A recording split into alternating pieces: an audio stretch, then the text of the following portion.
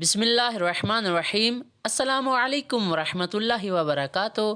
تمام دوستوں کو اپنے چینل میں خوش آمدید کہتا ہوں۔ فارسی زبان کی پہلی کتاب کا 13واں درس مصدر اور فعل کے بارے میں ہے۔ مصدر کیا ہے، فعل کیا ہے، مصدر اور فعل میں کیا فرق ہے۔ پہلے مصدر کو بیان کرتے ہیں۔ مصدر وہ اسم ہے جو معنی مستقل پر دلالت کرتا ہے۔ وہ اسم ہے جو کسی کام کے کرنے یا ہونے کو بتاتا ہے، اس کو کہتے ہیں مصدر۔ مصدر میں زمانہ نہیں پایا جاتا، نہ ماضی، نہ مستقبل، نہ حال۔ مصدر سے فعل نکلتے ہیں۔ فارسی زبان میں مصدر کی علامت تے نون یا دال نون ہے۔ مثال کے طور پر رفتن یا خوردن۔ پہلی مثال میں تے نون، دوسری مثال میں دال نون مصدر کی علامت ہے۔ اب آتے ہیں فعل کی طرف۔ فعل بھی معنی مستقل پر دلالت کرتا ہے۔ فعل کسی کام کے کرنے یا ہونے کو بتاتا ہے، اس کو کہتے ہیں فعل۔ فعل میں زمانہ پایا جاتا ہے، مصدر میں زمانہ نہیں پایا جاتا، فعل میں زمانہ پایا جاتا ہے۔ یا ماضی ہوگا، اس کو کہتے ہیں گزشتے، یا حال ہوگا یعنی جو ابھی ہے، جاری ہے، اس کو کہتے ہیں حال، یا مستقبل ہوگا یعنی آئندے۔ اب باری باری ان تینوں کی مثالوں کو ذکر کرتے ہیں تاکہ آپ کو مزید سمجھ آ جائے۔ فعل ماضی کی مثال ہے او گفت، یعنی اس نے کہا۔ فعل حال کی مثال ہے من دارم غذا می خورم، یعنی میں ابھی کھانا کھا رہا ہوں۔ مستقبل کی مثال ہے من خواہم رفت، یعنی میں جاؤں گا۔ اب ہم فارسی زبان کے کچھ مصادر سے فعل کو بنانے کا طریقہ کار بتاتے ہیں۔ آپ کے پاس جو بھی مصدر ہو، آپ اس سے فعل ماضی سادہ کیسے بنائیں گے۔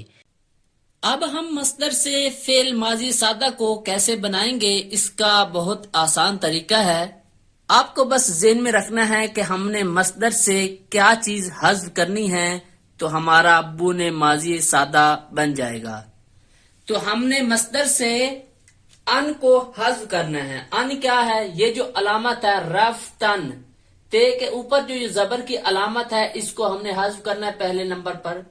دوسرے نمبر پر ہم نے نون کو حذف کر دینا ہے، یہ علامت مصدر ہے، اس کو ہم نے حذف کر دیا۔ تو جب ہم نے علامت مصدر میں سے ان کو حذف کر دیا تو ہمارے پاس بچ گیا رفت۔ یہ ہمارا ہے بن ماضی، اس کو کہتے ہیں بن ماضی۔ اب گفتن سے بھی ہم نے وہی چیز حذف کرنی ہے، یہ جو گفتن، تے کے اوپر جو زبر کی آواز آ رہی ہے، اس کو حذف کرنا ہے اور نون کو حذف کرنا ہے۔ گفتن یعنی ہم نے ان کو حذف کر دیا تو یہ ہمارے پاس بچ گیا گفت۔ گفت کو کیا کہتے ہیں؟ گفت کو کہتے ہیں بن ماضی۔ تو یہ ہمارے پاس بچ گیا بن ماضی۔ ہم نے کسی بھی مصدر سے ان کو حذف کرنا ہے۔ مثلا اب مصدر ہے خوردن، خوردن، خوردن، تو ہم نے ان کو حذف کر دیا تو بچ گیا خوردن یعنی کھانا۔ ہم نے ان کو حذف کر دیا تو بچ گیا خورد۔ یہ ہمارا ہے بن ماضی۔